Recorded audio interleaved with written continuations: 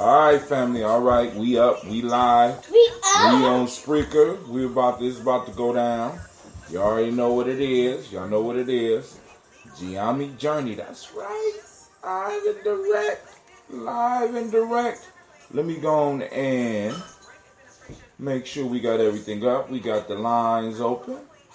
I'm going to need to type that in as soon as Hootsuite decides to come up. Okay, Hootsuite is up. So let me put the line in.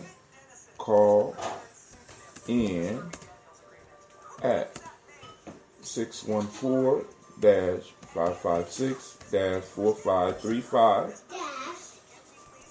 Also,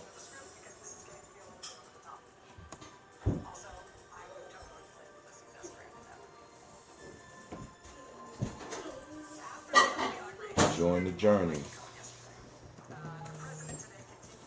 Alright, Texas went out, so some people should be showing up. Join the journey. Text GNJ, hashtag GNJ to 614-300-1875. Yep, family, we are perfecting the skill. What's up, Jackie? How you doing? We about to get into these folktales for grown folks. Letting all the young folks know how the grown folks do it. You know how we get it. You know how we get down. So we're gonna lock in the call-in number. Pin this comment so that people can call in. We can have this powerful conversation about this proverb today. But of course, I have to let you know that you are. I can't call, but I'll be here lurking. All right, cool. All right, family, check this out. Here we go. You are now listening to Gye-Nyame Journey Media. Get it together, Phoenix. Get it together. Let's try that again. You are now listening to Gye-Nyame Journey Media. This is a Heart of a Simple production, and we are now on Folktales for Grown Folks. Something must be caught in my lion's throat. Well, we strive to blow up your old paradigm.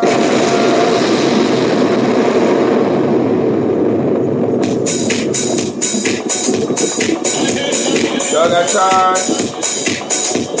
Y'all got time to get y'all stuff together, get your drinks, get your smokes. This is what I tell you, and you have joined us in Gye-Nyame Journey Radio. Be sure to check out our site and subscribe at tribe.gye-nyame-journey.com. All my brothers and sisters, hold hands and bow your heads. Let us pray. God standeth in the congregation of the mighty. He dwelleth amongst the gods. How long will you judge unjustly and instruct the persons of the wicked? I say, between the poor and the fatherless, do justice to the afflicted and the needy. Deliver the poor and needy. Rid them out of the hand of the wicked. They know not, neither will they understand. They go down and back. All the foundations of the earth are out of water. I have said, you are God, and all of you are children of the Most High. But you shall die like men, and fall like one of the princes. Arise, O God, judge the earth, and God shall endure all nations. Allahu Akbar.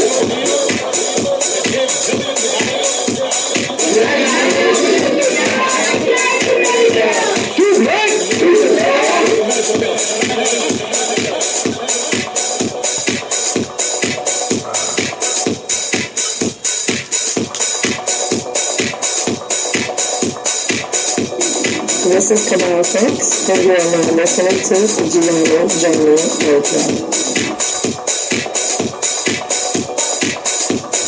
Keep up with the journey. Check out what we have done in the past. Go to journeyarchives.com.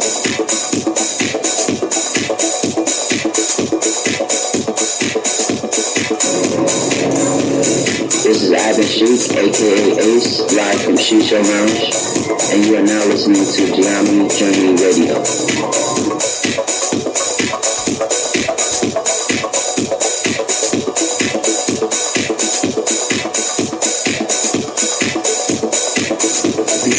Follow Gye-Nyame Journey on Facebook, Google Plus, and Twitter. Check us out. Join the journey.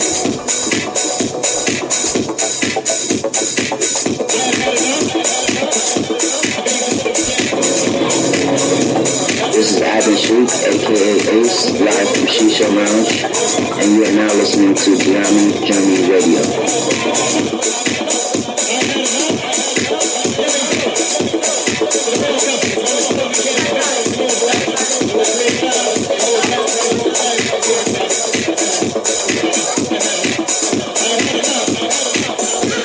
You are now listening to Gye-Nyame Journey Radio with Monica. Enjoy. This is Marina with the Gye-Nyame Journey Radio.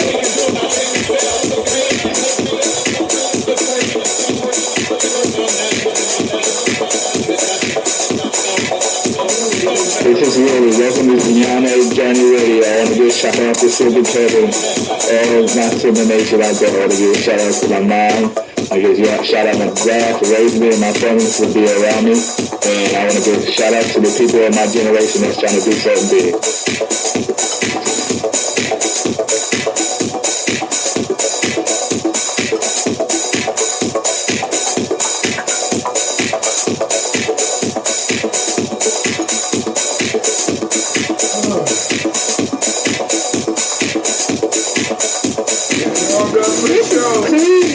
You're listening to Gye-Nyame Journey Radio. Peace, Hotel. This man saw Hotel, aka Mr. Diddy. Mr. Diddy doesn't sound good. I think it sounds great. Right now, you're listening to Gye-Nyame Journey Radio. If you're not adding anything to the culture that you claim, you won't deserve to carry his name. This is Brother Hatem coming at you live, and you are now listening to the Gye-Nyame Journey Radio. Shout out to the Gye-Nyame tribe, Gye-Nyame family. Stand up, please.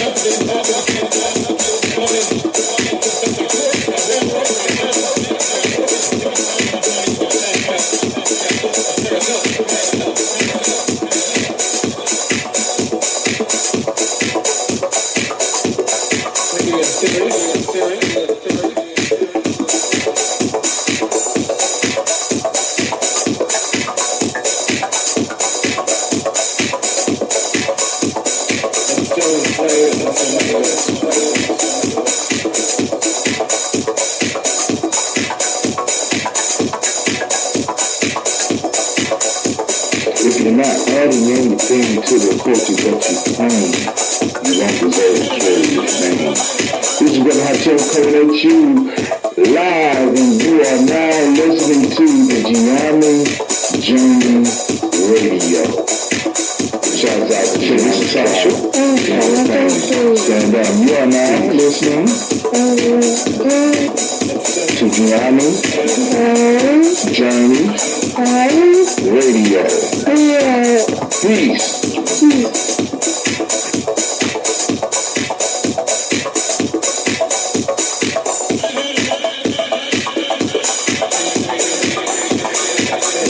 This is Gina. And you are now on Gye-Nyame Radio. Peace.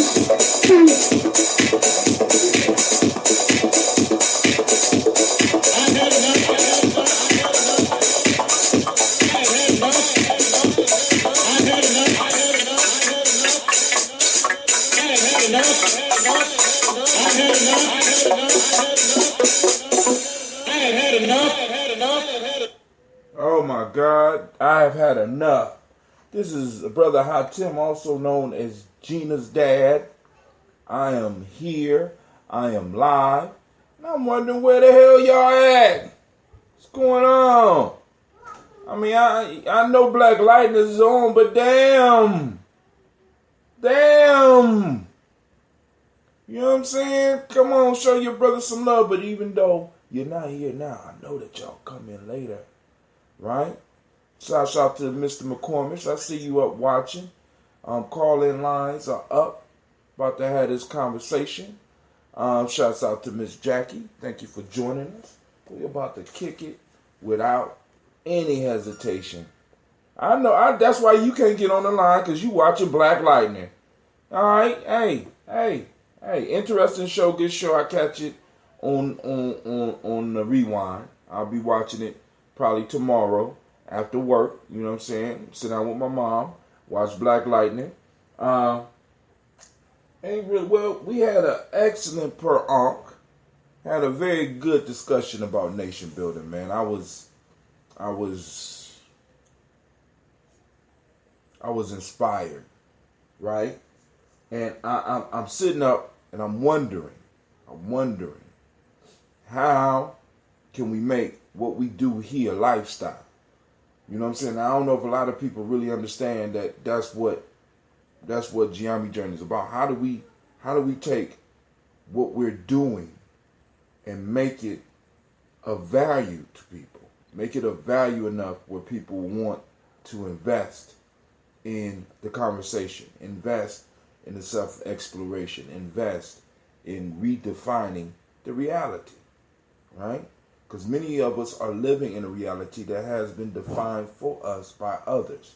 And I mean, that's a great piece to jump off the day on, because we are on Coogee Try to Live, family. Right? You know what I'm saying? You said attach yourself to Oprah. But hey, you never know. I mean, anything's possible, because like I said, we only 6 degrees from, somebody I know Oprah, and she might be interested in having a show where we're talking about Folktales. You know what I'm saying? Now, family, those that are new, we going worldwide, right? Listen, Jackie, let me say this to all of y'all, family. Listen, I need y'all to understand this. With Gye-Nyame Journey, right? Over the last few weeks, with the implementation of the superphone, with the implementation of Shaka and the minor Shaka, with the implementation of all the other products that I have been investing in, even though my wife be thinking I'm crazy, you know what I'm saying? Buying stuff, using stuff, you know what I'm saying? We are finally making a headway. And at least in Columbus, right, we are pulling it together. Now, on Facebook and on Spreaker, This call is being we are recorded. able to go national with this whole piece. You know what I'm saying? And share what we're doing with other people. I'm assuming this is Brother Shaka on the line, or am I wrong? I must be wrong. Lady J. Oh, Lady J, I thought you know what I'm saying? The only reason I ain't guess you, because let me be honest, I know this your show. The only reason I didn't guess you was because you was still at the school getting ready with the cheerleading thing. The cheerleading and the drill team thing. And you had a nice turnout tonight. You see that? Oh man, I'm impressed. If y'all didn't charge so much, Gina would have been up in the room. You said what? I said if y'all ain't charged so much, Miss Gina might have been up in the room. I'm just messing with you. She said she want to run track. So I'm going to give her a day of track, and she will walk in tired and sit down and be like, I don't think that's for me. You got to know your kids, but listen, we got to give them opportunities to learn and grow. So like I was telling everybody, the idea is to figure out how do we take what we're doing and move it from just us to a national movement. And we don't all have to be doing the same things. You know what I'm saying? We all put our piece in and do what we do good. You know what I'm saying? I see a lot of people doing what they're not good at and doing a mediocre job rather than allowing those that are good to do what they do. And they do what they do, and we all become interdependent and learn to work that way. You know what I'm saying? Okay. You know what I'm saying? But in order to do that, we have to have faith in each other. You know what I'm saying? Because like I said, when we, like you reminded me about the Players Pyramid, and I've been talking about that for the last week since you told me that. You know what I'm You saying? been talking about what? When you reminded me about the Players Pyramid, about flipping the Nguzi Saba upside down, or actually building from the bottom up, laying the foundation, which is that faith, that Imani, planting that seed of Imani, building that foundation on faith. And we got to have faith in ourselves, faith in our ancestors, faith in our Creator, and most importantly, faith in each other so that we can really build.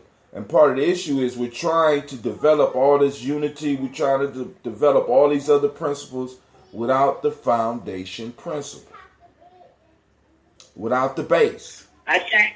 You know what I'm saying? So, hey, so now, I don't know what's going on, but you agreeing with me, so I'm about to go on and throw some fire, throw some gas on the fire. I don't know. You in love with somebody or something? Huh? Nah, I got something though. Go ahead. So I were you about to go into the folktale? No, you know, I always give you time to do your thing. Do your thing. Oh, okay. All right. Hold on. Hey, y'all better get in bed. It's real life here, Gye-Nyame. Real life. All right, go ahead. Okay, so I am going to post right now into Gye-Nyame if I can figure out how to find it's the Phoenix, right? No. Okay, I'm going to post this in Gye-Nyame. It is the Phoenix. That's our symbol. So what I found was this post that gives you the 4 propaganda techniques everyone should know. And I'm just so excited to share this. You ready? Go ahead. Okay, so the first thing is, and you know, just I'm obsessed with this idea of propaganda, and I do believe that when it comes to the war that we are in, this is our tool, this is our weapon, and it has been used against us. And it's the one thing that I feel my people are not well knowledgeable about. They're not engrossed in this. They don't give it the value that it deserves, right? Right. And I was explaining to a friend the other day that one reason that I am, I know that I am into this idea is because, my undergrad degree is actually in sociology. So, my undergrad, and I want to call myself a sociologist. I really do, Hatem. Is that okay if I call myself a sociologist? You paid for the degree, right? Yeah, well, right. Hey, sociology and what? So, okay. My fault. So, you earned the degree and you're paying for it right now, right? You earned the degree and you paying for it. Correct. Oh, correct. Hey, sociology. But that's one of the perks. That's actually one of the perks of my job. I get to do something that I really love. I get to do something I'm passionate about, that I was born to do.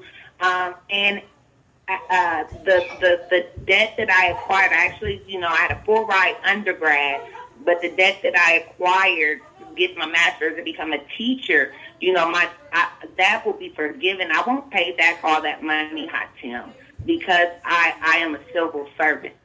So I won't pay back all that job. And that is one of the hidden gems of, teaching that people, we say things to our kids like, don't be teachers, they don't get paid money. But there's so many perks, right? Mm-hmm. It is a job that it's more intrinsic reward, right? Mm-hmm. But, it's an area where we're needed. If we are going to build, in order to have infrastructure, we're going to need to have,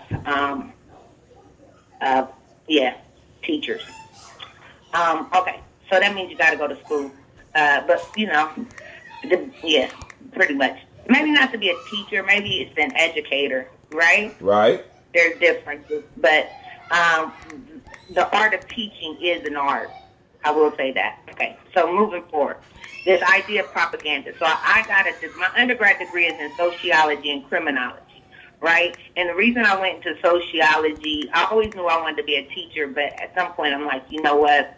Someone gave me some ill advice, told me I wasn't going to make any money, so I changed my major, right? Right. And so I studied sociology because I could not figure out. I had so many questions, Hatim, and I wanted to understand racism. I wanted to understand why certain people lived certain ways, certain schools looked certain, and was different, right? I wanted to understand those things. You know what I'm saying?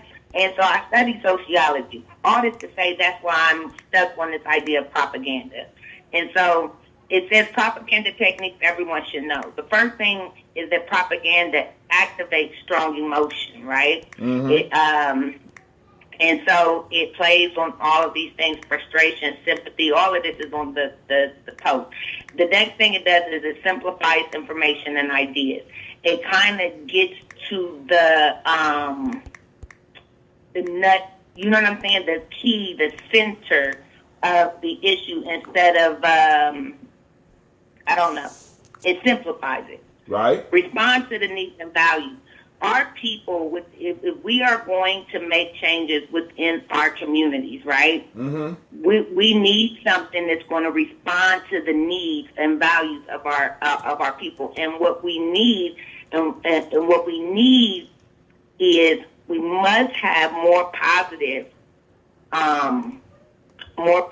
images, right? Right. We need that.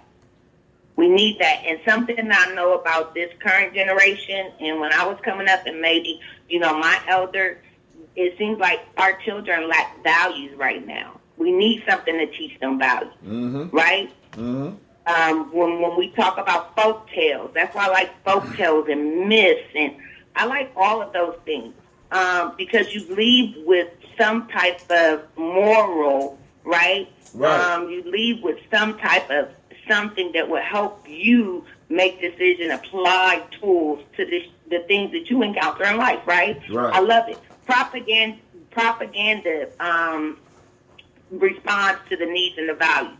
So it gives us an opportunity to take images, messages, and respond to these needs. And the last thing it does is it attack opponents, right? All this to say, I think this is the most critical weapon to the war that we are in. I think this is the weapon, the tool that we are missing. Taking our images, taking our messages, participating in turning off the foolishness, right? Mm-hmm. Just responding and creating good music, right? Creating positive messages. It's just a need, Hatim. Wait now. And I love. Can I ask you a question? Yes. Number one was that. Number one was that propaganda moves emotions. Yes, activates it.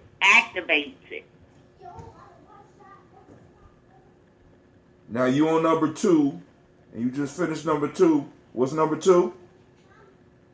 Simplifies information and ideas. It tells stories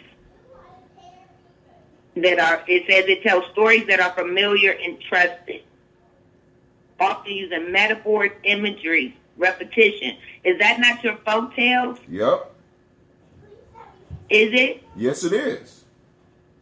It is. Yes, it is. It most certainly is. It is those fables that we read. Short phrases to make them seem true and substitute critical thinking, and to substitute critical thinkers. Next, number 3, respond to the needs and values. It says creating effective propaganda that appeals directly to your needs, hopes, fears. Specific groups make it personal and relevant, which makes people pay attention and absorb information. it appeals to our needs, our hopes, and our fears. So I feel like propaganda gets it has a negative connotation. When you hear the word propaganda, a lot of people think like you're trying to pull one over on me, but that's not it. That's not it. I am just trying to promote something. I'm trying to put something in your psyche, right? Mm-hmm. That will, dictate how you behave. It is it's something, okay. And then the last one, attack opponents. Attacking opponents creates an us versus them mentality, which suppresses the consideration, more complex information. People are naturally attracted to conflict, which can serve as a form of political warfare to discredit people or groups.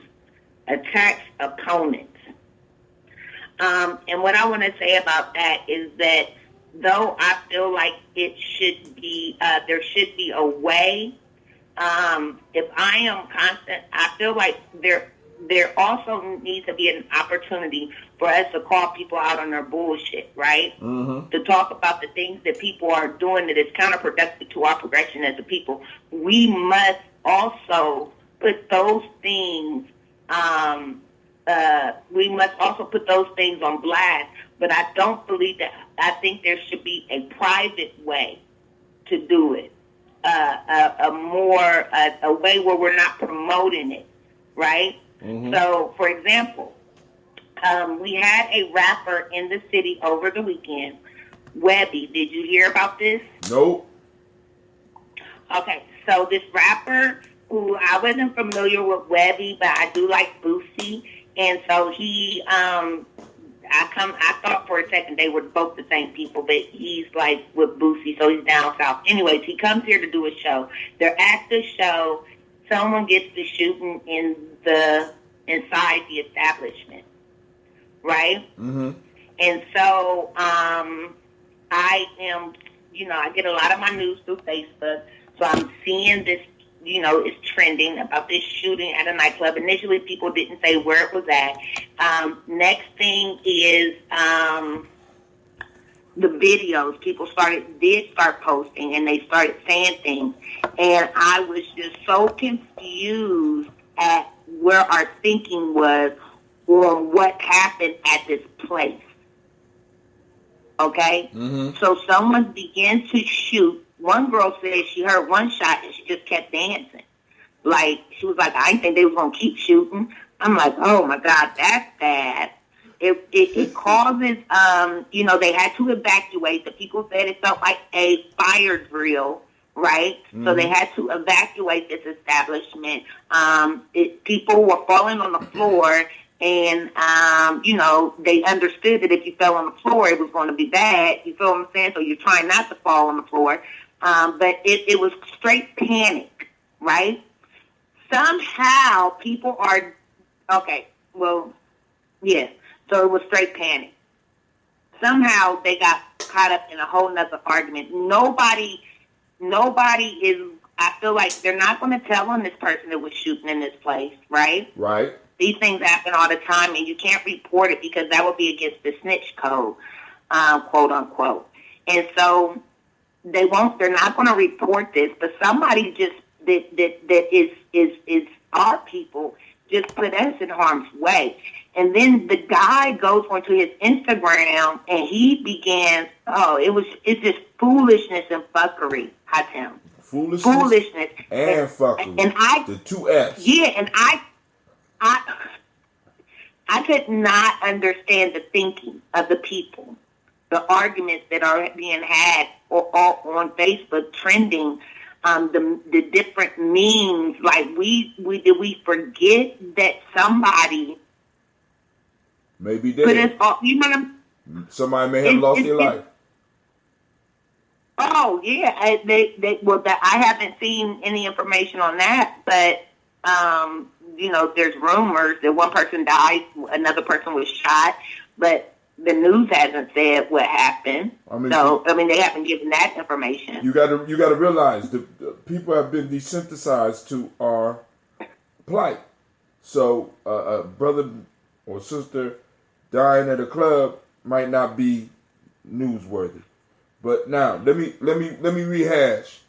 You got keys to propaganda, or four things that we should need to know about propaganda. It activates emotions. It simplifies ideas and information. It responds to the needs and the value, and it attacks opponents. Correct. All right, now let me read something on that came across Facebook. We got, I'm walking into the middle of the conversation, but as the elders say, there has been a changing of the guard. I never did understand what they meant when I was coming up, but now I know that it means an extreme shift in all of our cultural stabilizers. This Miss Jackie, because that's her term, and I stole it. Of our cultural stabilizers have occurred. We can see it in the loss of real music, simple interaction between adults and young people. The disregard of elders will always be a downfall of us all. And I don't mean elders. Ooh, good job, Cleve. Let me see here. Cleve is starting his garden. And in his room, he won a contest. And in his room, he's starting his little seedlings. He wanted to show his little seedlings sprouting. Good job, Cleve. Do you know what plant this is? I think it's a carrot. You think it's a carrot? Okay. Cleve is getting his carrots ready for our garden. All right. And I don't mean elders. I listen how. I mean elders are falling. Elders are falling off in serious and critical time for our society as a whole. Shouts out to Miss Cynthia Johnson. And your Aunt Jackie say, bravo, young man. Bravo. But yeah, and we know that you are obsessed with propaganda. And I don't mind you being obsessed with propaganda, because that is definitely and has always been an important arm of government and war. So if we do need people, you know what I'm saying, we always gonna need those people that could generate the ideas. Even when we watch the movie, The Spook Who Sat by the Door, right? One of the first things that they established after they robbed the bank was a propaganda arm. So we have to be very clear that when Sister J is talking about this propaganda, it's very important, right? And we need to be able to activate the emotions. We need to be able to simplify ideas and information by the use of stories and making sure people understand. We need to be able to respond to the needs and the values, and even, I will even stress, even shape the needs and the values of the people. And also, we need to be clear about our opponents. See, in a lot of these, we can activate the emotions because we do it in church, but we're not doing it in the conscious community. You know what I'm saying? All the time. And then when we do activate them, we just get people hyped up and then go home. Right? Nobody leave with silence. I want to ask you, Tim, think about what emotion should we be activating? All of them. You know what I'm saying? Because the situation we are in. I'm asking you, like, what emotions should we be activating? Because I feel like, so one thing that I've noticed is Shaka, how you gonna get on the phone opening a bag of chips and breathing hard, brother? Good God Almighty. Lady J, go on. So, one thing I've noticed that the opponent has done is that they have used their propaganda to activate fear in us. Right. And so I don't think, I think that we have to be clear on what emotion are we trying to elicit. And then my question is there an emotion associated with empowerment? Now. Now.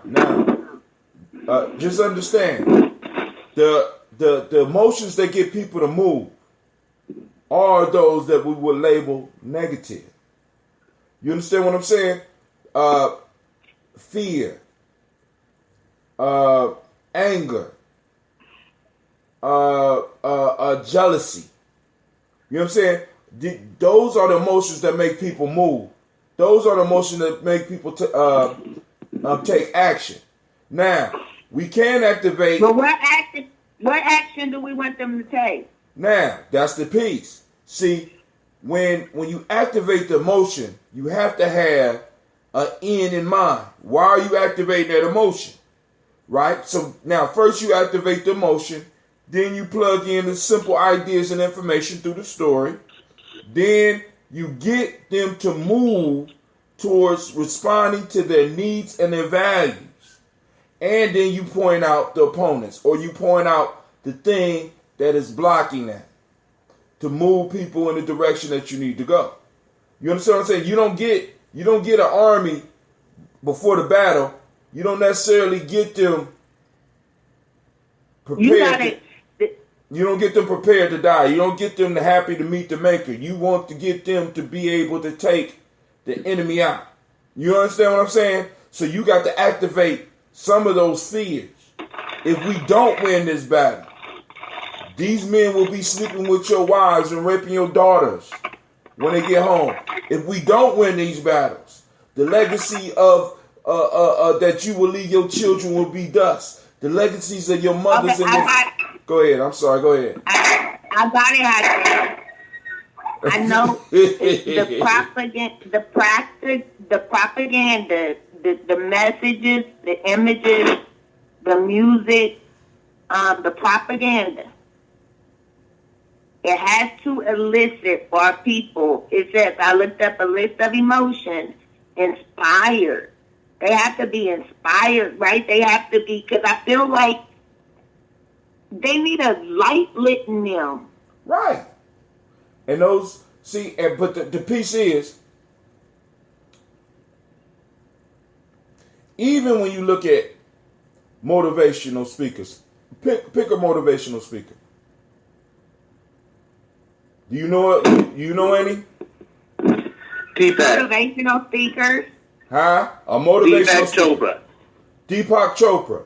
Deepak Chopra operates on the same emotional spectrum that the enemy does. You understand what I'm saying?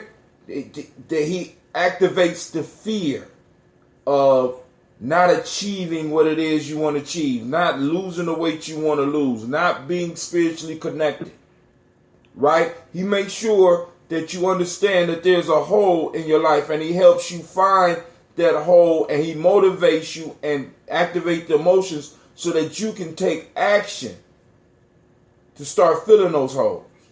You understand? But hold on, let me go back to this. See, so empowering doesn't mean that you always got to be positive. We got to realize that we're working with Mayat. Mayat deals with balance, and a lot of us, we don't want to deal with the fact that there's a balance. But okay. Hold on. We got somebody in Gye-Nyame's journey saying the only emotion we should be activating is one of fearlessness that catapults activism. Building legal teams is our biggest and most crucial element we need. Change the judicial system from inside out. Get our kids together to train them to learn this language and use it against the government. They must learn this Constitution. These little purples that glue this white supremacist government together must be torn up and rewritten. Now, that's fear.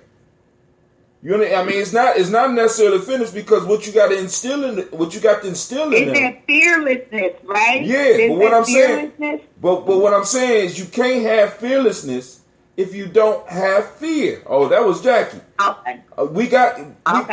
We got to understand that we are at war, and there is no escape route. Our backs are against the wall, and if we don't move forward, the consequences are dire. See, Now you're directing that fear that you have. Now, do y'all remember? I don't want to know. I don't. Why? Okay, so I don't. The fear part.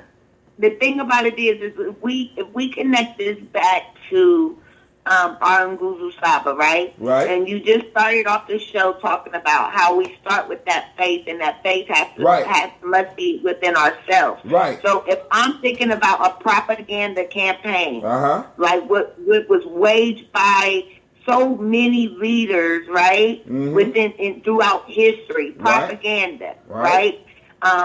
If I am to wage a propaganda campaign, I got to know that the images that I am putting out is for has to do something within that individual. And I get what you're saying, like to propel them into doing something as far as change.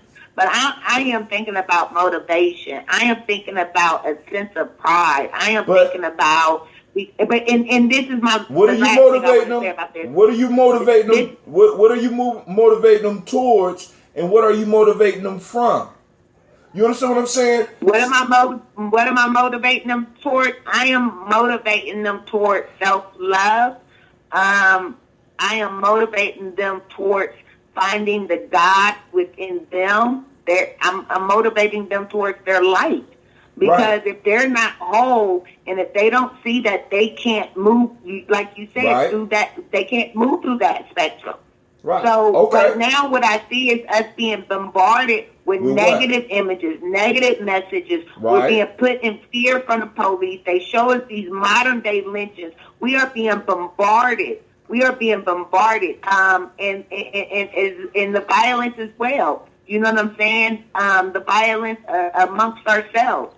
Now, we are bombarded with that. Now, but what I'm saying is, you have to use what is out there as the enemy, and part of the fearlessness is, in a sense, the fear of the enemy getting into your home, the fear of the enemy destroying your children, the fear of the enemy. See, because it's like this: we want to have an existence where fear does not exist, where and being one who have been put in a position where I had to make a choice of life and death, like many of y'all out there was a sense of fear there. The difference was that I did not let that sense of fear stop me. As a matter of fact, I used that to propel me to do what I needed to do. As a matter of fact, my principles had to stand within me to move forward. Because what is the difference between fearlessness and faith? All right. Fearlessness and safe. See, and now there's a big difference, right?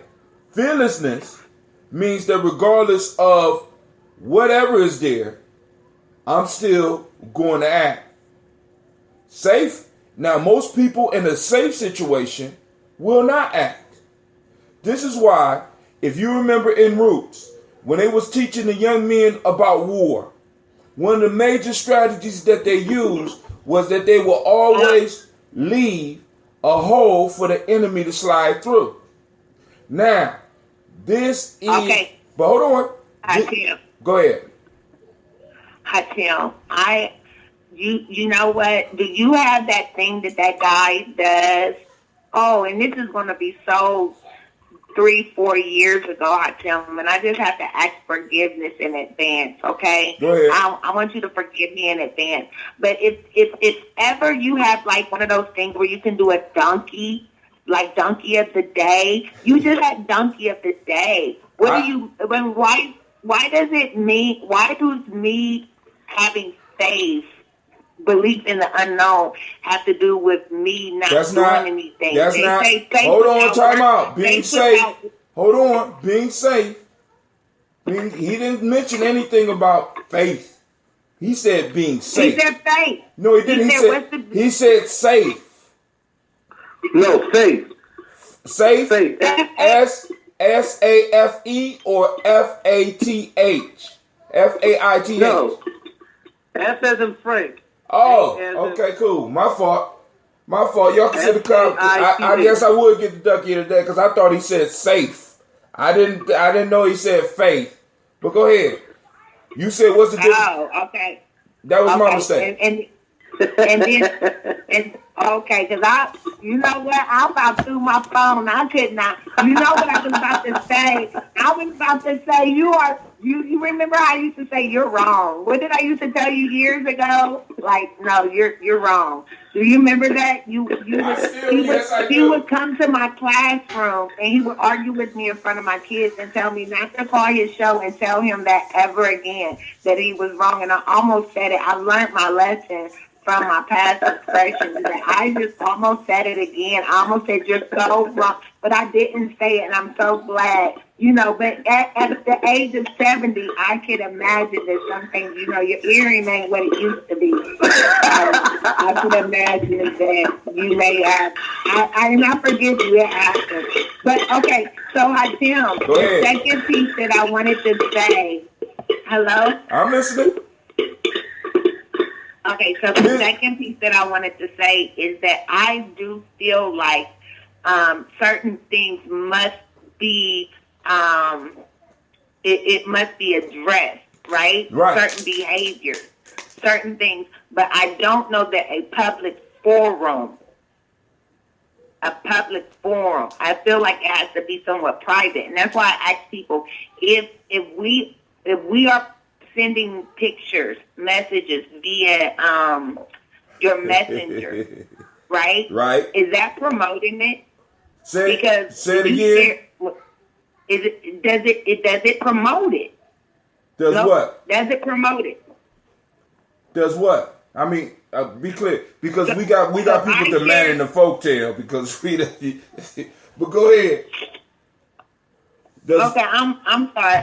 I'm gonna stop, but. If I share a message, like there are things that I see on Facebook that you promote it when you share it. You promote it.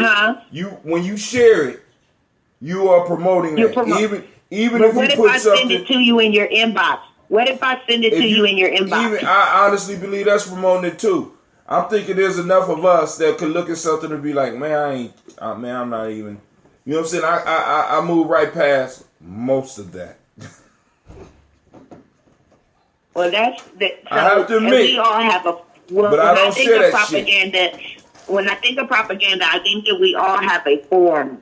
We all have a platform. That's what I think that we all, you know. So our social medias, our, you know, what we do via the internet and all of that stuff. That is, they've already given us our own platform, basically, and so you know. Well, actually, when I think of a campaign, they ain't gave me shit. I'm still in my platform. They ain't gave me shit. I'm paying for it. All this shit that I'm doing for the journey in some form of fashion, I'm paying for it. I get that, but I'm saying the most of us, or a lot of us, like think your Instagram, your Twitter, your Facebook. That's where, like I said, that's where I get my news. That's why I see so many things. Right. It's right through there. Now So the negative, the good, it's all, you know. All right, but let me read this proverb because Sister Jackie is old, and I think she trying to lay down her old bones, and then on top of that, Black Lightning went off, so I serve no further purpose. You know what I'm saying? I understand. We Black Lightning sucks. Right. We the filler in between the Black Lightning commercials. All right. The Fox and the Crane. By the way, they killed Jill Scott. Oh man, that was weeks ago. I mean, I'm catching up. You so behind. You so behind. The Fox and the Crane. A fox invited a crane to supper and provided nothing for his entertainment but some soup made of pulse, which was poured out into a broad, flat stone dish. The soup fell out of the long bill of the crane at every mouthful, and its vexation at not being able to eat afforded the fox much amusement. The crane, in his turn, asked the fox to sup with him, and set before her a flagon with a long, narrow mouth, so that he could easily insert his neck and enjoy its content at his leisure. The fox, unable even to taste it, met with a fitting requital after the fashion of her own hospitality. Did y'all get that? Yes.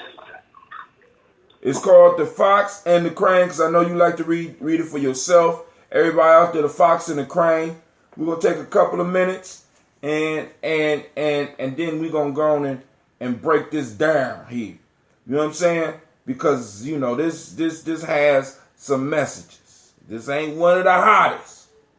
But yet this is one of the ones that might change your life if your mind is open enough. Once again, a fox invited a crane to supper and provided nothing for his entertainment but some soup made of pulse, which was poured into a broad, flat stone dish. The soup fell out of the long bill of the crane at every mouthful, and his vexation at not being able to eat afforded the fox much amusement. The crane, in his turn, asked the fox to sup with him, and set before her a flagon with a long, narrow mouth, so that he could easily insert his neck and enjoy its content at his leisure. The fox, unable even to taste it, met with a fitting requital, and after the fashion of her own hospitality. For those that don't know, let me give you an idea what a flagon is.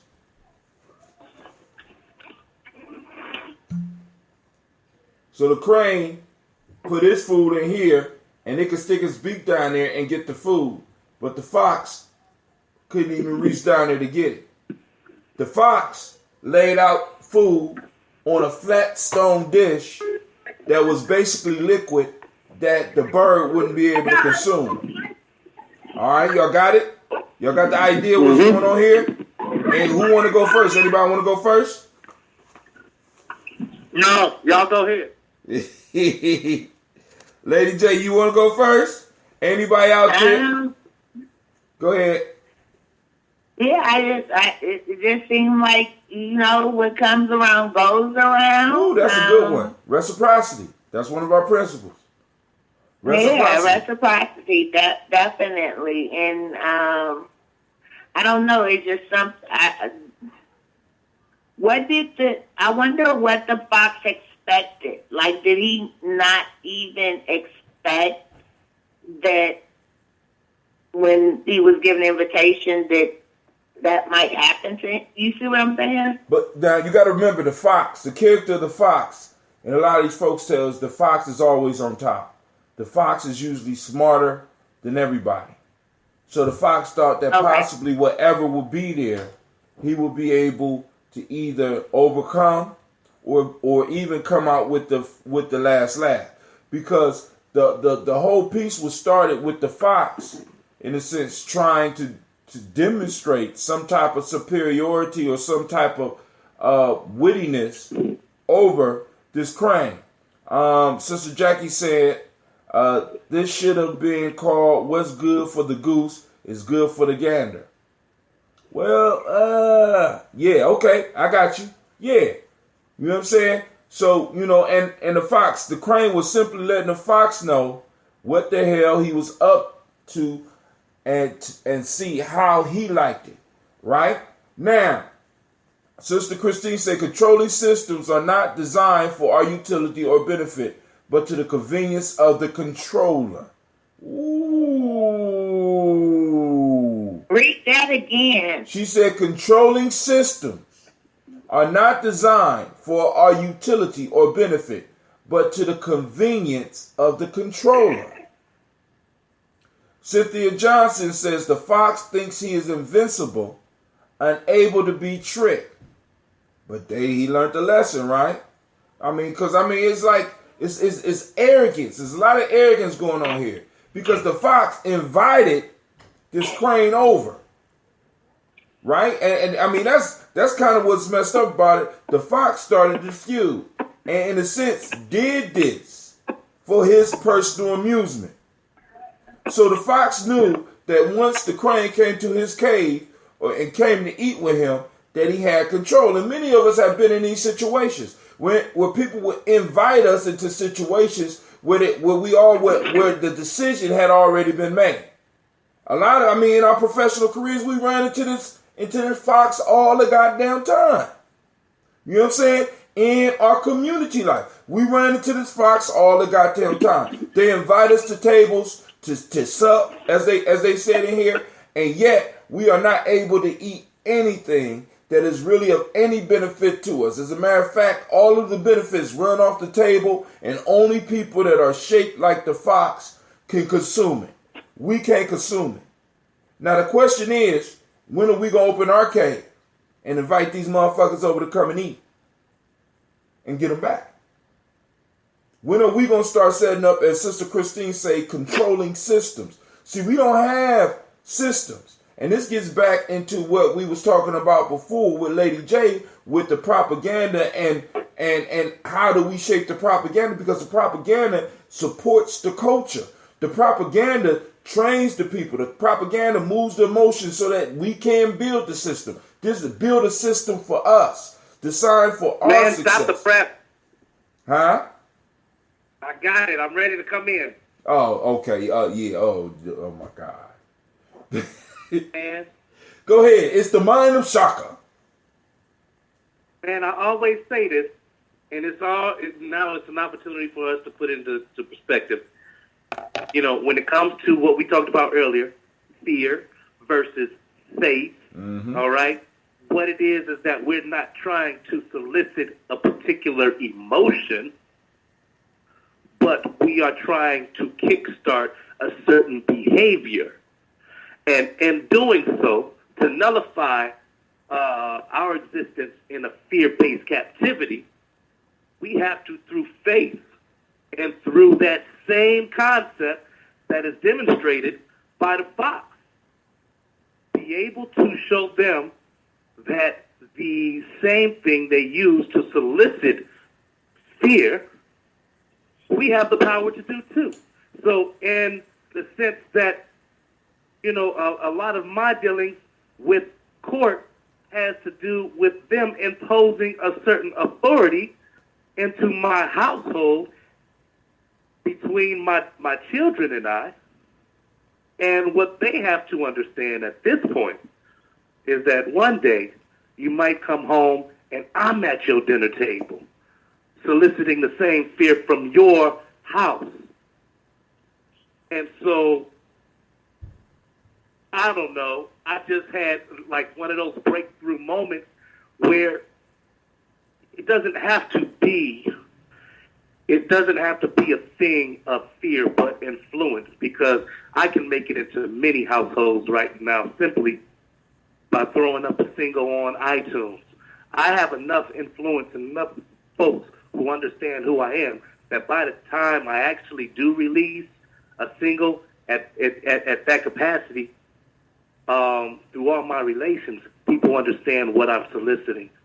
And so if you go home and you're the same one who opposes me by day, but you come home and your family's listening to my message at night, that is more of us giving them some medicine in the fashion that we would, but producing the same effect that they intended in the first place. So, you know, that's my message to bullies.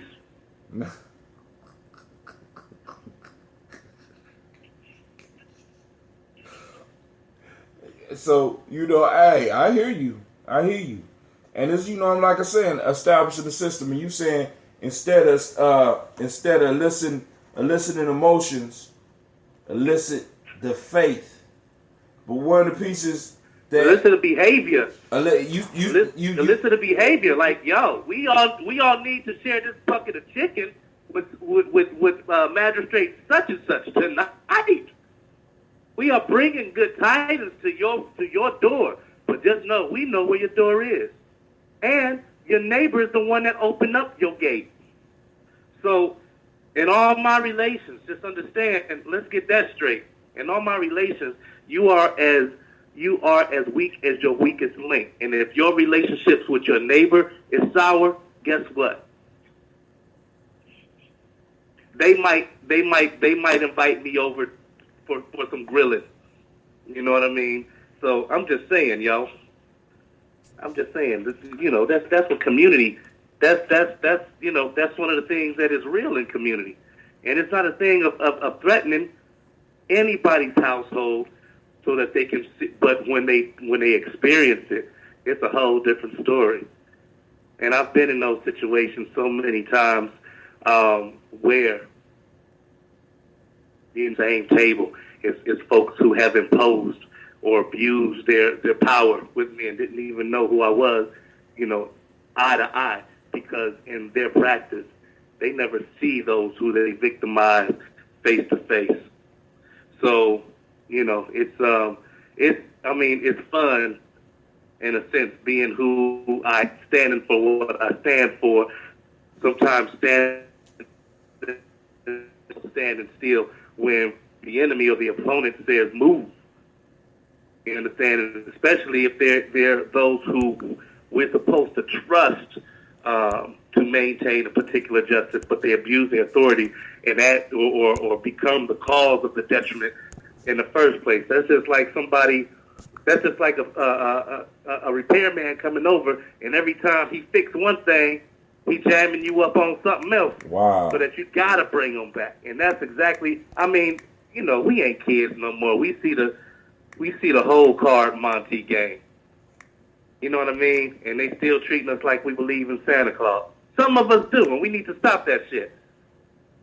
You mean it? Wait a minute, it ain't no Santa Claus? You know what, Hatim? Wait. Yeah. You know this? There's this word, zeal, right? You said there's who? What's the word? Zeal.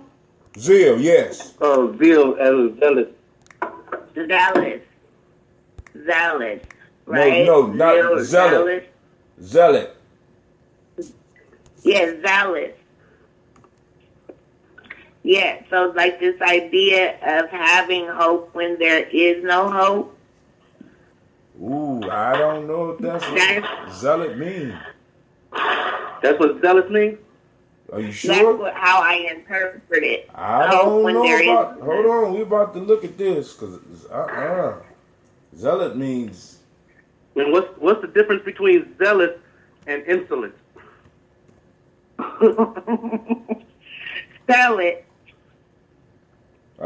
She done shut him up. N-I-N-S-U-L-E-N-T. Ooh. Zealot. I'm looking it up right now. Zealot. A person who is fanatical and uncompromised in pursuit of their religious, political, or other ideas. A fanatic. A person is fanatical and uncompromised in pursuit. Ooh, how you type that up there that fast, Sister CeeLo? CeeLo had that as soon as I got it up. She typing, boy. Now. So what's insolent? Insolent is like showing a rude or arrogant lack of respect. A zealot is crazy. Fanatical is the word. And fanatical, the root word of fanatical is fan. You know what I'm saying? It's like there's no compromising with a zealot. Right? How are you zealot? Z-E-A-L-O-T. Zealot. No, not a zealot. I said being zealous.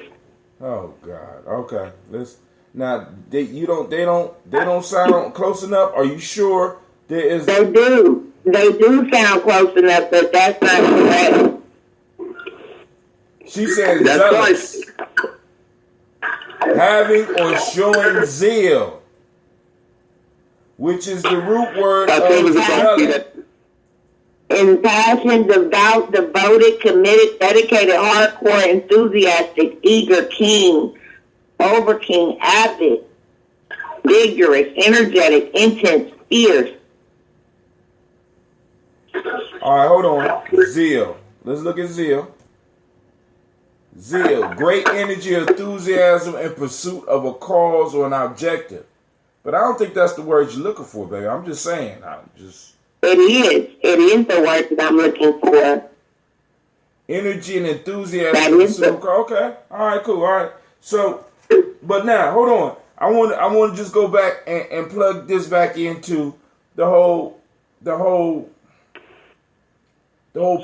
The whole folktale is about the arrogance of the fox too, and the fox being humbled.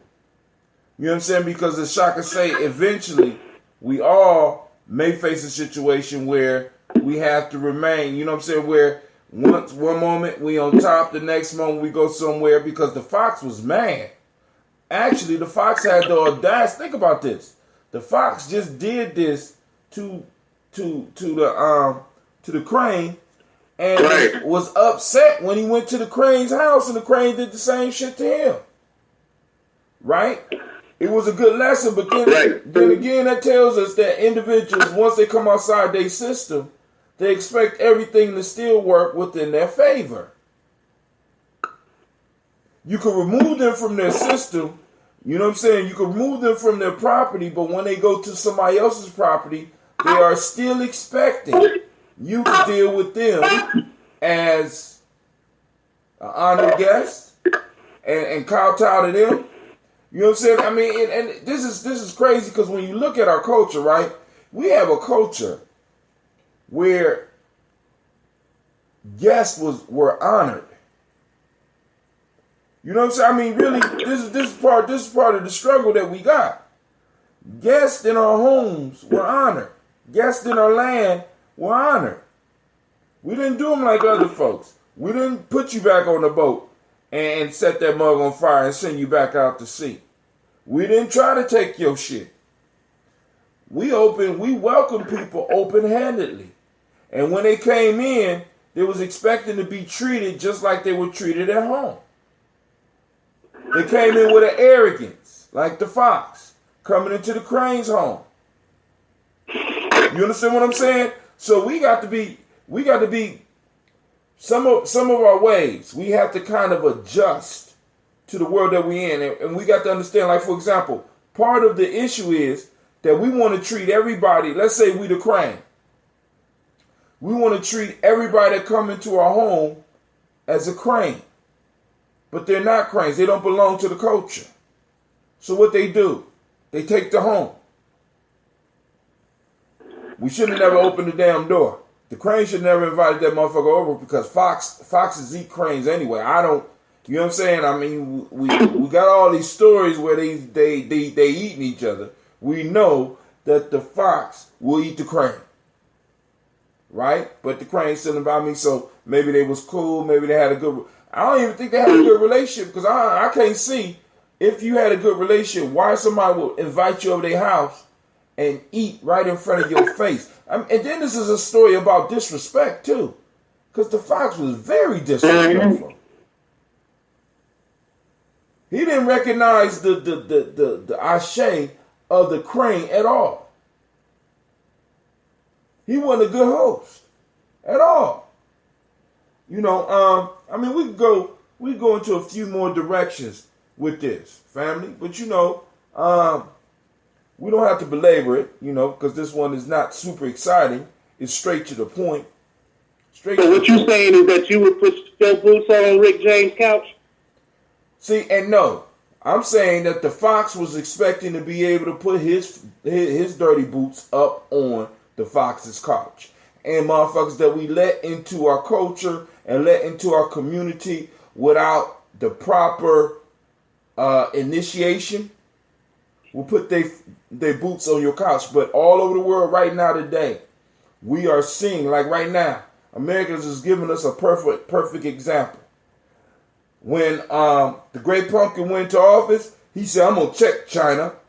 I'm going to get rid of these trade deals because America has been taken advantage of. Motherfuckers been coming in our house and putting their muddy boots on our pretty white couch for a long time, and I'm going to change it. Right?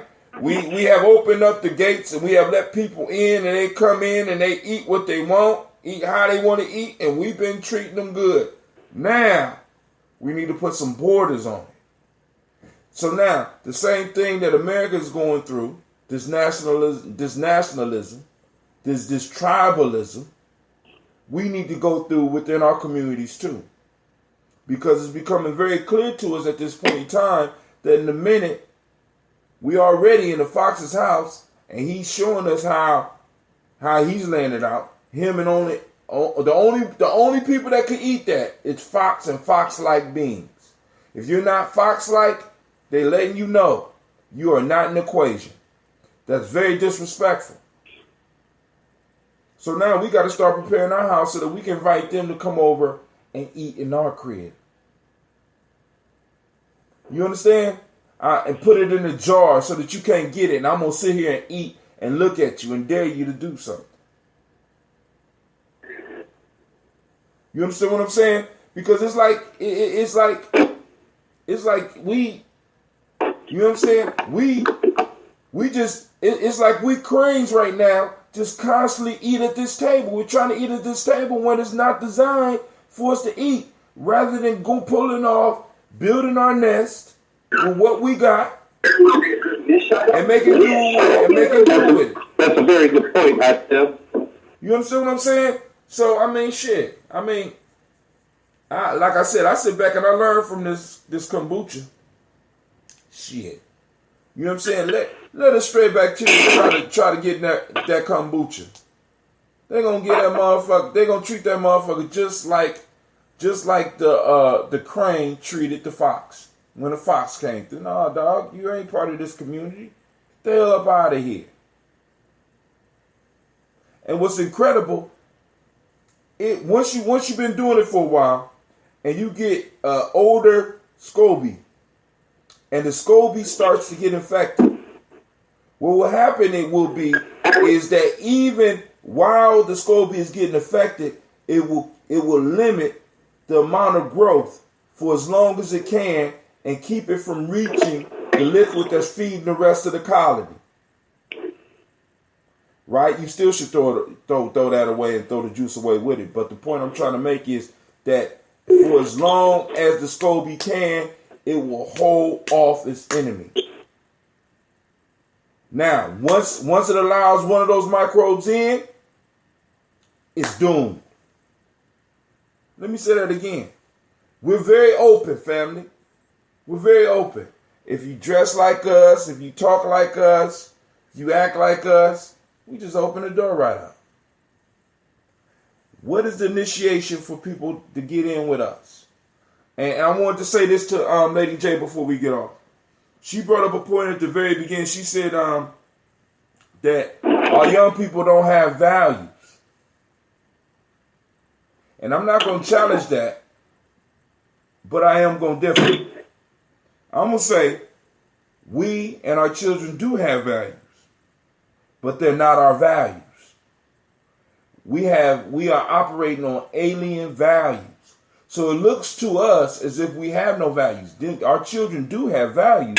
It's just not in the direction that will elevate and maintain us as a people. And we have to develop the propaganda. We have to develop the propaganda to start reaching them so that we can get them moving in a fashion that will develop the value for what we have and who we are. And once we do that, family, the victory is at hand. You know what I'm saying? Because I'm like, yo, Lady J, I want you to stay on that propaganda tip. You know what I'm saying? Because it's like, yo, I mean, and you ask some key questions. Let's review that real quick before we get out. Activate emotions.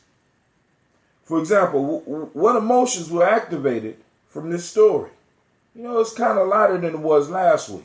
It's not the same emotions that were activated last week because we was arguing. We had 5 people up on the line, like people calling in, like you know what I'm saying?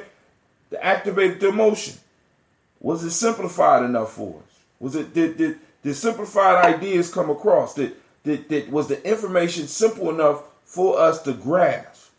You know what I'm saying? Was the story in the right way? Or is there another way we could have told that story? Responds to the needs and the value. What was the needs and the value that this story responded to? Or, you know what I'm saying? Now the question is, did this one hit anybody in a way that they, you know what I'm saying, anybody that needed it? Was it anybody out there that needed the story today? And then, who was the opponent? Whenever we doing propaganda, go ahead.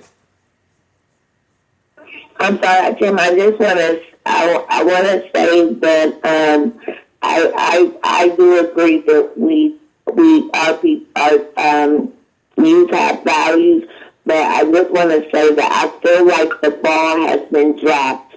I feel like it's something very basic that needs to happen that has been dropped and that is not occurring. I grew up,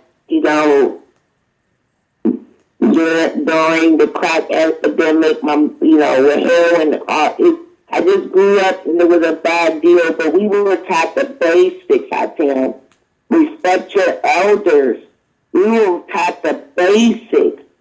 And I don't see our kids with the basics, I tell, like something that is so basic. And what these folktales do, they teach those morals, they teach those values. Now, when we think about music. Now, can I chime in for a quick second? Shaka, okay. I just want to say this, Shaka, you make music. When I've been telling people for years, like, we are so ready for music with a message. You know what I'm saying? We're so tired. Like, we're really tired. We want to stand behind and support somebody with music, with the message. I feel like we're in the midst of a revolution. It's time, that, we need the positive music. We need the enlightening, the empowering. I'm on it. I'm on it. It's about to go down. Next level go down. All right? I'm talking George Clinton, Sun Ra, Earth, Wind, and Fire go down. Like, historical, like, yo. Okay. So I had something that I really needed to say. And it was pertaining to what you had just said. Can you remind me of what you just said so I can tell you where I was going? Who?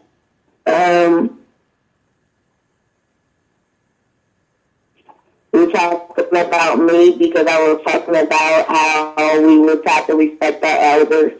Yes, okay. So that was the piece. Is that because of the crack epidemic, we, in our generation, are holding two opposing generations together where there was no commonality.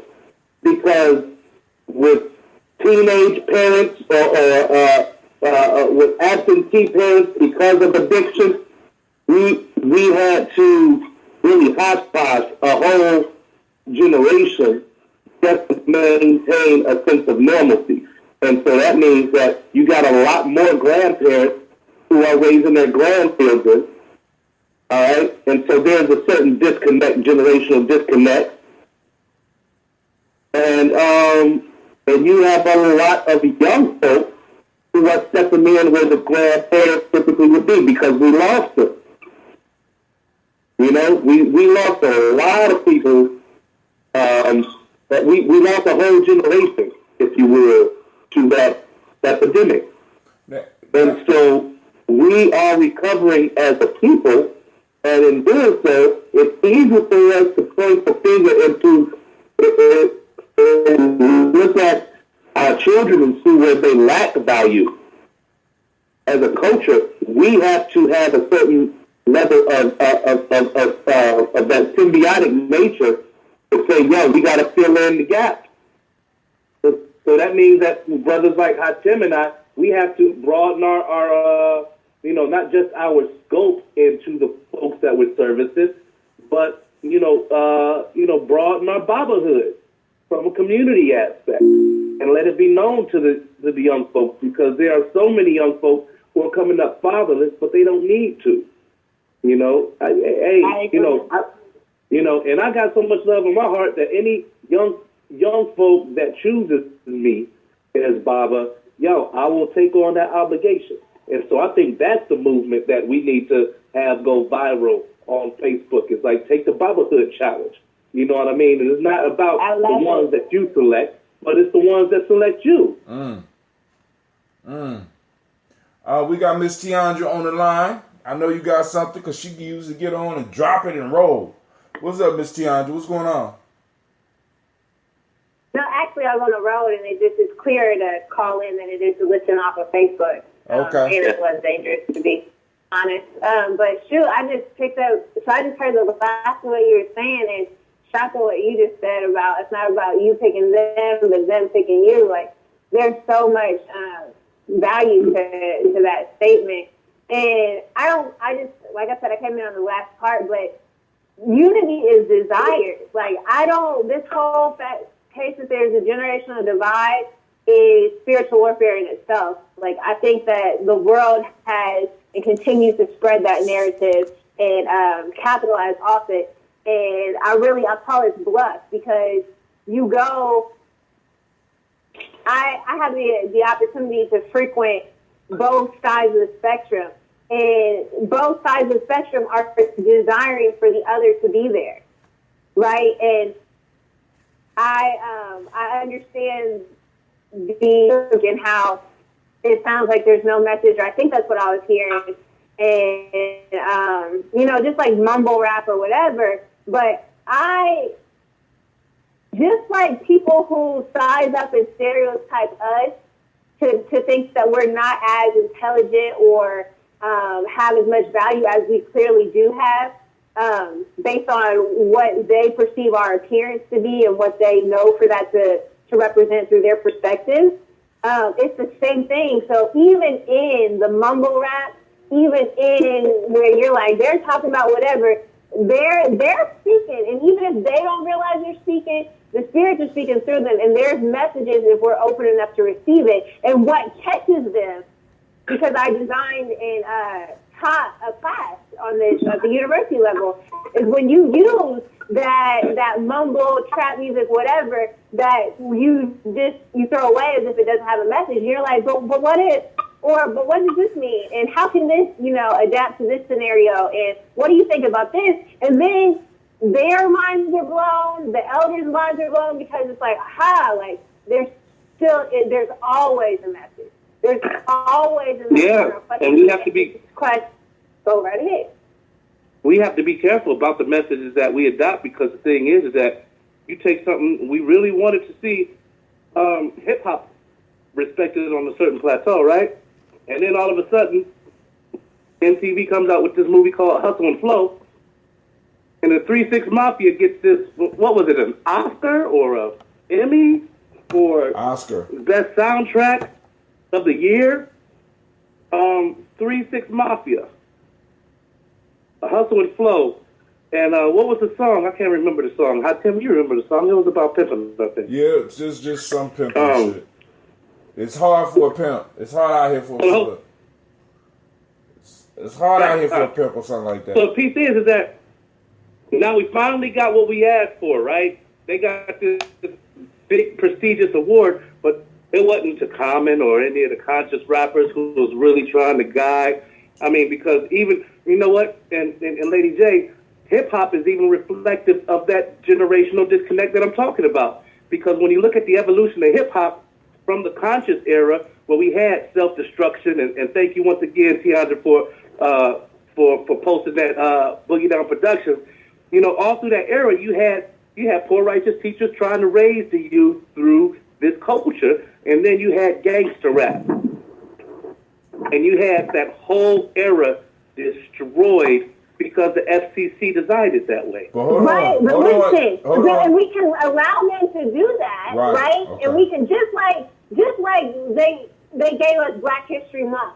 And we can be like, fuck that, flip tables, we ain't taking a month, especially the shortest month of the year. You gonna give us that, and it should be Black History, period. Like, stop putting us in a box. We can say that, and then we can, right, in the same breath, we can be like, okay, you gonna give us this, we gonna use it then. And just like they're congratulating this, gangster rap or whatever, flip that shit and be like, that's what it sounds like to y'all, but this is what this is actually what can be taken from it. And this is what, there's still a lesson to be learned. Like, there's still value in that. Even if they, okay. I'm sorry. I get the whole deal. So I have to just be honest and just say I really like that song. Like, I did. And, yeah, I did. And it... What you mean? It's hard out here for a pimp? Yeah. You know what? And I'm going to tell you, I mean, I'm just going to keep it short, but I'm going to tell you why. One, because I am a product of a pimp and his whore. So that is the life end, right? It is a valid narrative. Thank you, Lady J. Yeah, that's what it was.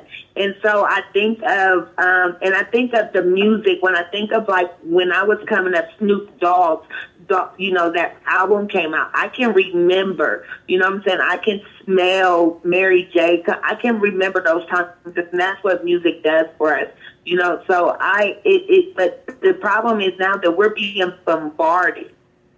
We're being bombarded. The propaganda war is being waged. And so we are being bombarded with those negative songs, right? Now, hold on. And the people, and we are kind of. I feel like we're over it. But we can't underestimate socialization. We can't underestimate that. Now, but hold on. Now, I want y'all to catch your message, because and even though we're not arguing, what I'm hearing, because I hear what you're saying. We've been over inundated with it, but what she's saying is that we stop telling the story. We allow somebody else to take the narrative, to hijack the narrative, and even with what was being put out there, we stop having those conversations. Because if we was to, like in these classrooms, if we was to take some of these lyrics that we thought was offensive and start really talking with our youth about them, you know what I'm saying? Like this, when they talk about this bitch here, you know what I'm saying? Who is this artist talking about? Exactly. You know what I'm saying? You bring it back so that our kids can have a model for how to analyze and how to listen. You know what I'm saying? Because it's like we came through that piece. We had our ratchet ass music, because I like some ratchet ass. It was some ratchet ass shit that I like too.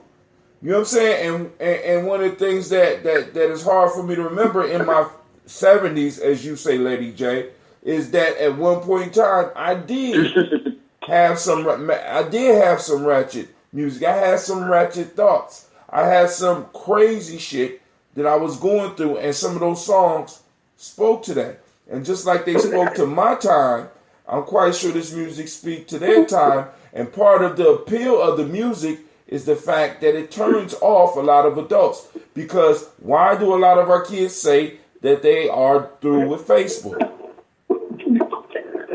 They are what? Why do a lot of our young people that well, at least I can speak for me, but I don't know about anybody else, but when I ask them, I said, do you use Facebook? They're like, no.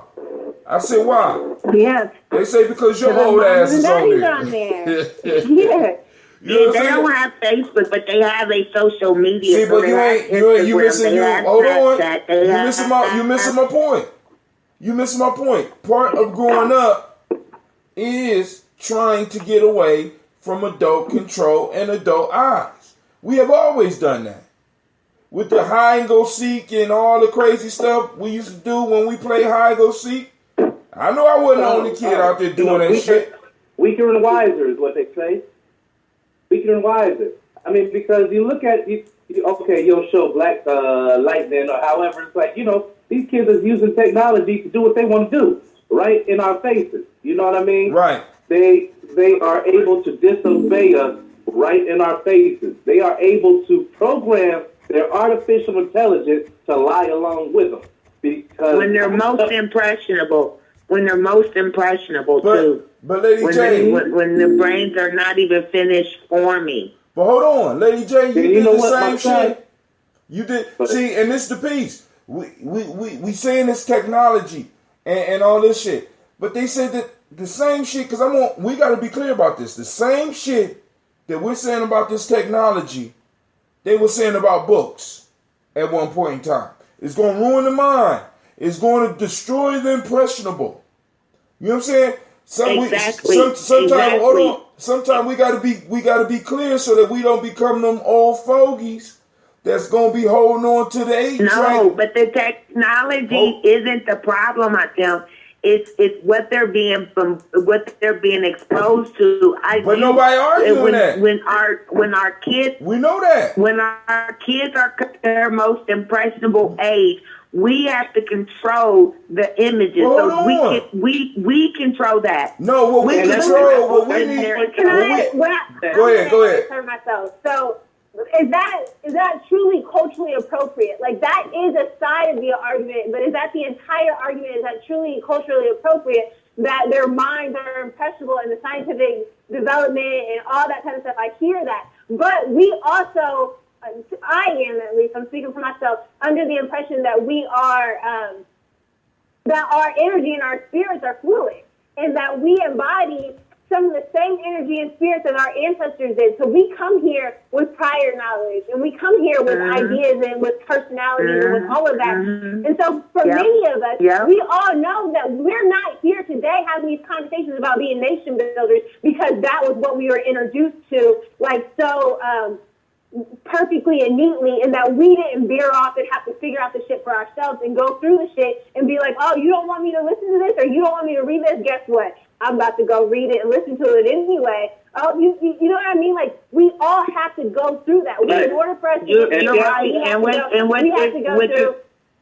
That's what brings me to my point, is that do we realize when we talk about this generation and cultural appropriateness, that they already have their own Creole made up out of emojis. They can have a whole conversation through emojis that we wouldn't even we wouldn't be able to follow because they have established their own written language now and understanding through those emojis. Hold on, time they out. have a true. Time out. Time out. Hold on. They didn't create that. That was a language that was created just like the language we use. Because in many cases, I try to have conversations with my kids, and I got to kind of watch some of the words I use because they don't understand the context of what I'm using. So we kind of do the same thing too. They're not doing, the emojis, that's not hard for us to figure out. I just don't want to speak emoji. But that wouldn't be anything for me to pick up. And the piece that the piece that I'm going to put down here, because I'm here with her, is that the same shit that they're doing, we did.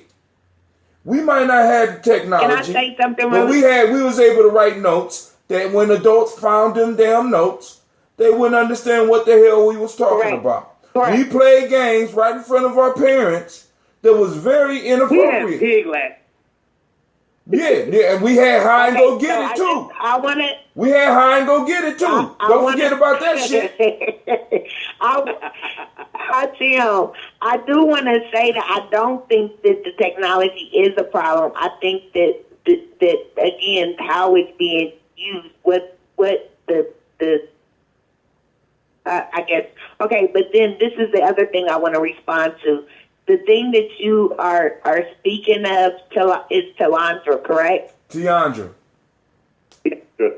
Tiandra. So we come here and we are gods. So we are innately righteous. So yes, our children are born that way. When they're coming up, that I think about children. Like if a little kid doesn't like me, I have to question myself because I feel like they're innocent and I feel like they can pick up on anything. They're kind of new, and you see what I'm saying? Like all of that other stuff is taught to them. It is impressed upon them, and that is why it's important to control and have some say-so in what goes into their head, because at some point when they're most impressionable, because they go through that period, it's just a phase where they're going through that, and depending on what's being, like I said, what images are being bombarded, what messages are being bombarded, it goes to self-efficacy, it goes to value, it goes to self-esteem, it goes to everything. But Lady J, Right? But every God that's here, we can't mandate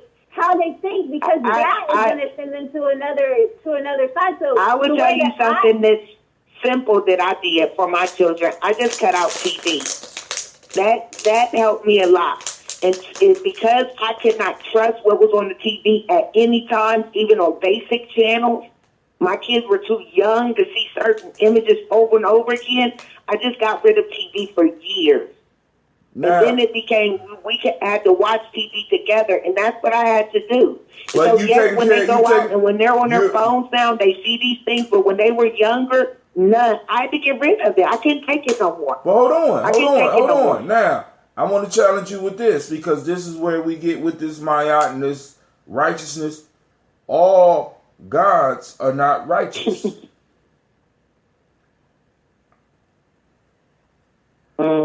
Just because Well, if we admit God, that the Creator, and that's who. well, I that's the mean, God that I'm speaking of. now, when you talk about God the Creator is beyond that. I mean, the Creator, when you really look at it, because all the fucked up shit had to come from somewhere too. No, I'm talking about the first energy, the first. I'm talking about the universe. See now what you're doing is taking. Whatever force to We put never anything want in some motion, of I'm us. talking about that Some of force. us never want to deal with the other half of the balance. You can't have day without night. You can't have up without down. You can't have life without death. You can't have good without bad. Once you eliminate one half of that equation, everything stops. Now I'm just bringing that up because sometimes we get into this. We all need to be super righteous. No, we need some unrighteous motherfuckers that's gonna do some unrighteous. That we gonna need to do some unrighteous shit. I'm just being honest with you, right? You know what I'm saying? But that's just me. You know what I'm saying? Because you never know. Because we dealing with some unrighteous motherfuckers, and they got some righteous ones on their side too. You know what I'm saying? So I'm just saying. Now, also, I just want to get back to the point. If we instill the value, see, because it's the issue. We're arguing from the standpoint that our children don't value. They don't have values. Means that you value something. Everybody has value. They do value. Now, things. what They it value is, material things. Well, exactly. And where do they get that from? They get that from not just TV, not just radio, but the schools that we put them in, because the whole concept, the whole education structure, this whole society is based on materiality. The whole thing. So how can you come up in a capitalistic society without pursuing or without having the values of this world? You already answered it, Tim. We start with light, and that light inside that individual. We start at the we always look at that in group style, but we got to and we got to flip it. So we got to start. We got to start right there in that soul. You know what? Yes. We are emotional spenders, and I think that's one thing that's always been used against us is our emotions and our ability or our traditions to react emotionally. So you look at all the things that we, as consumers, we eat up from a place of emotion. You know, I don't know. This is just something that was new in my mind right now. I mean, how much money do we and how much energy do we spend, through just burning up our emotions? And when I say burning them up, not using our emotions as a catalyst to learn and to become a part of a bigger process. And that is truly what I feel nation building should provide, is a catalyst for us to be able to translate those emotions into work, into progress, into movement, into nation, into territory, into a behavior that protects not only each other, but the legacy that we are standing on right now, the territories that we have yet in this lifetime to claim. My bad. I was going there. Friday the 13th is my birthday, y'all. Shout out. And that's right around the corner, boy. Hey, family, listen. Yeah. Listen. It is slowly approaching 11, and I love your voices. I love these conversations, but I want to keep it short enough so that those that might not be, I want people to be able to enjoy the whole thing. So what I want to do is I want to call it. Anubis. Huh? Anubis said he liked the longer. I know Anubis is a rare species. He is a Sith Lord, and I'm not going. You know what I'm saying? I read it. I guess you just be forgetting. I'll be finding time to just be peeping in, and I read exactly what Anubis said, and I knew you was gonna bring it up, right? So no, we're not going. Listen, we're gonna end the show right here. I'm gonna give everybody a couple moments to do a final statement. You know what I'm saying? Because we approaching 2 hours, family. You know what I'm saying? And we got to build the tolerance up. And we also got to build up the coffers so that we can go on and make sure that we are able to finance this. Because all of us, we paying Wi-Fi bills. We paying all types of stuff. So we got to bring our minds together and start coming up with some mechanisms to make sure that we are able to do this for 4 hours. I mean, because I could do 4 hours on my ear, but I gotta get up and go to the I gotta get up and go to my adventure tomorrow. I know drama's waiting for me as soon as I hit the door, right? And I love it. You know what I'm saying? But hey, I would love to do this, but that's a discussion for another time. So since Miss Tiandra is driving and she was the last one on, I'm going to let her be the first one to go and say what she need to say. And then we'll move from there to Lady J and then to Brother Shaka. If y'all would. Thank you.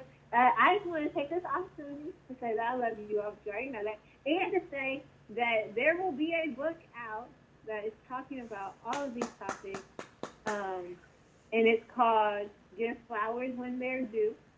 And so I would love for you all to be readers of that and just to continue the conversation and have it in a written form. And that's all I'm going to say for tonight because it's almost 11. But how soon? Thank you. I mean, when you say soon, how soon? What if I said Malcolm X's birthday? Okay. So that's a different book than what you showed me. That's a different title. You changed the title? No, remember that was the subtitle, and I just gotta go with my gut and what I'm hearing for what the title needs to be. Okay. That's it. The subtitle now is An Ode to Black History. It's more than a month, but the title is Give Flowers When They're Due. Okay, so Sister Tiandra gonna be dropping the book at the Malcolm X Festival, so we have to find a way to plug her in so that she get up on stage and maybe share a chapter or something. Hey, Tiandra, how was your June, yo? It was nice. I do have to say it was nice. Thank you so much. I was in Cleveland on this weekend for work, and Shaka was just like, I just need you to pick up this jewel real fast. And so that's what happened after he had to, coerce me to do it. But after I did, I was very grateful, and I still made it to where I was supposed to be on time. So it was good, and I was still saving the distilled bottle probably for this week when I travel. So I'm excited about that. How is your personal brew coming? It's good. I just put some in a smaller container like you had told me to at once to see if it will build up more carbonation. That's the only thing. But I do like how mature it is and how acidic, I guess, it tastes for me, like more on the vinegar side. I prefer that as opposed to the sweeter side. So so you need to brew like Shaka do. Shaka do. What was you doing for Baba June? 7 to 8 days? Yeah. You need that. Yeah. All right. Cool. Lady J, it's on you. So what you gonna do? Lady J. She done fell asleep. I didn't. My message is always the same, you guys. I do so believe that we are in the midst of the great awakening, and we are preparing for a revolution, and it's going to take a revolutionary mindset. So I just encourage everyone to continue to support the movement, do anything in name of the movement, one day, thing a day, book, articles, donate to a cause, volunteer, time of services. Shaka's Baba Challenge was awesome because that's what I think of when I think of a village and I think of our fatherless, boys. I think that there are men in the communities. We have so many stand-up, awesome black men in our community, and they do not get the recognition, right? They are doing things.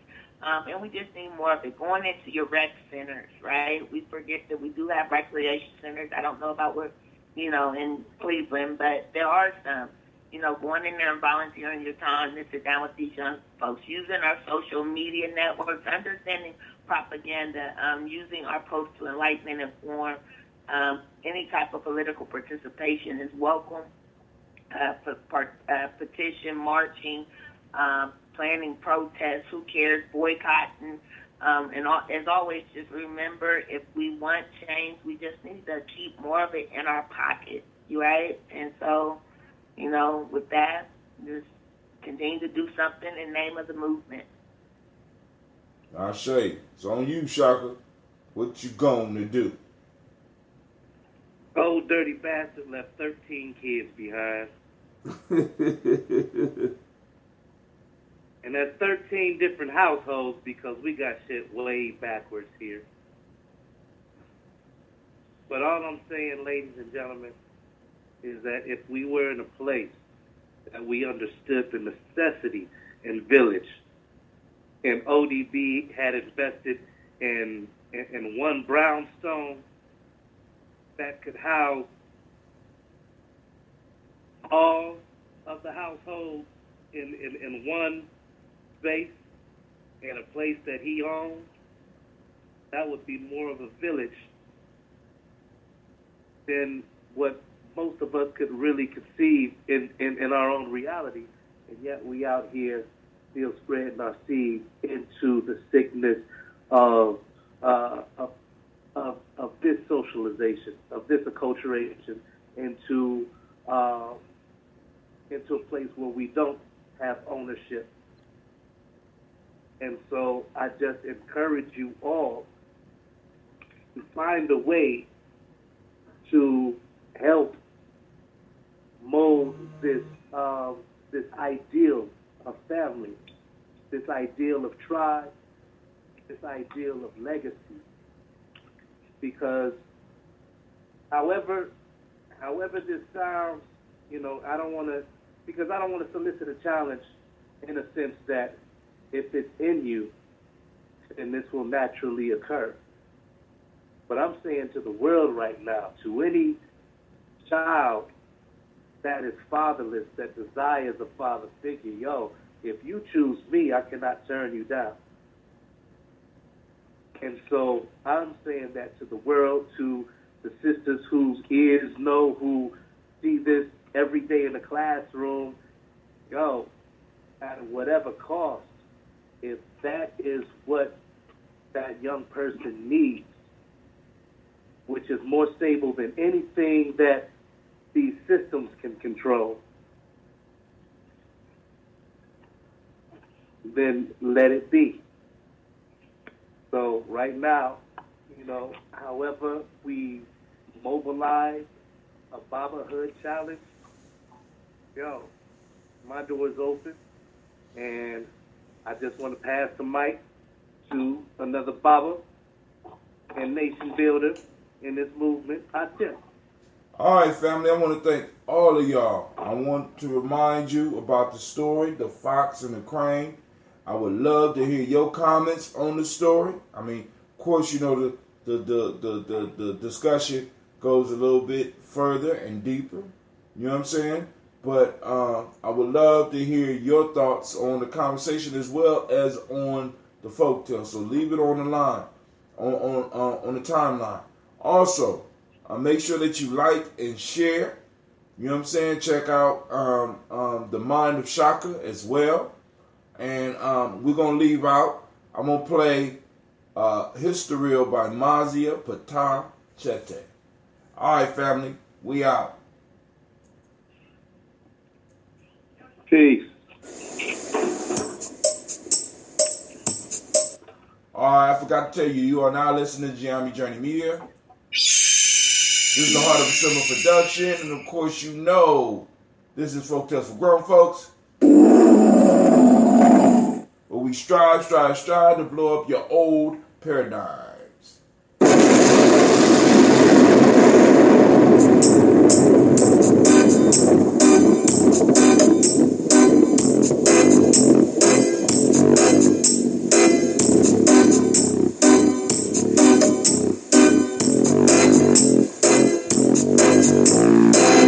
This is my history. I was never born in slavery. When I speak, I mean, I am therefore we are a people whose legacy transcends 400 years of European captivity. This is my history.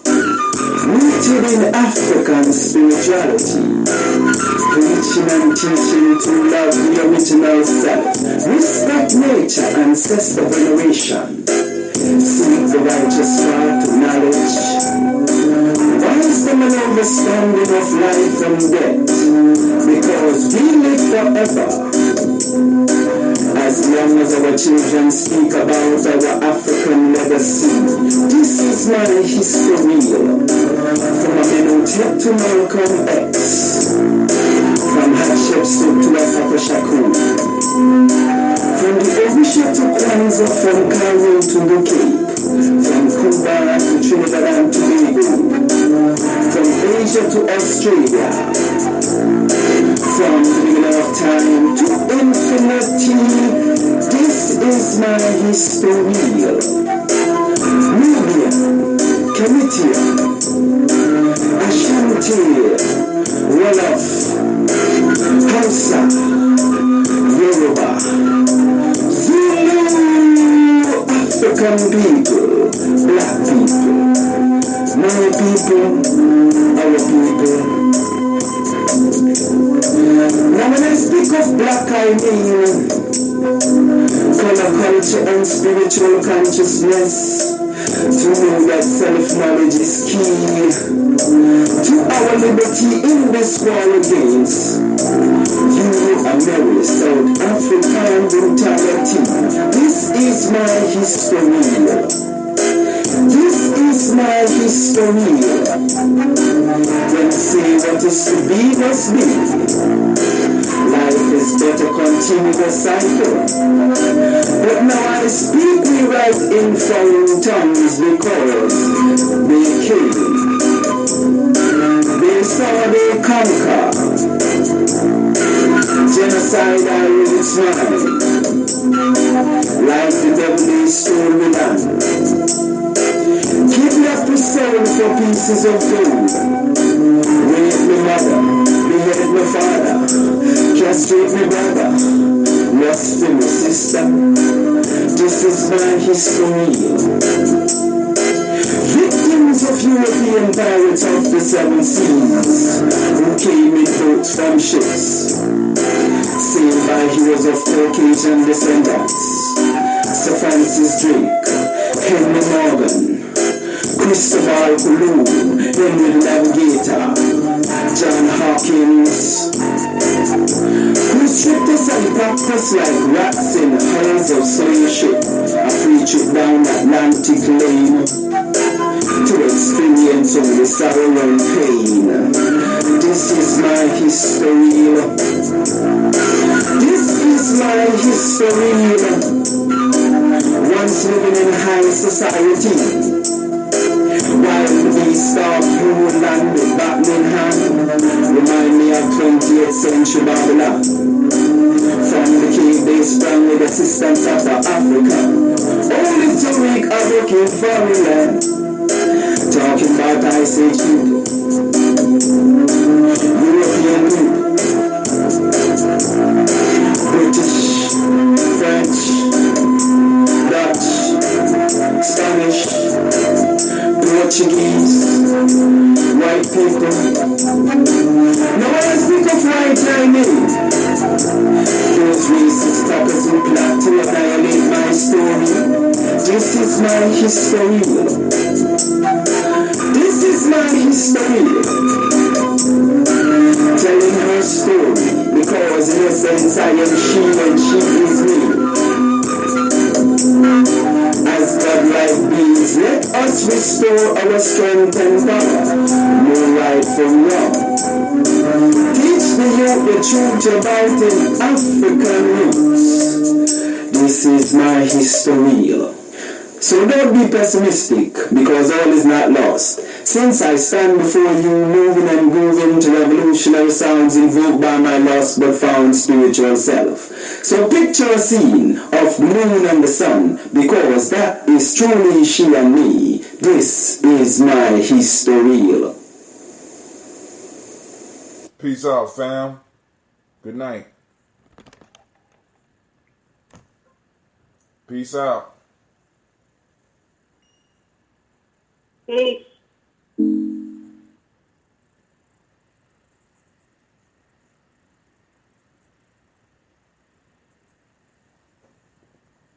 Peace out, Spreaker. Superstars in the house.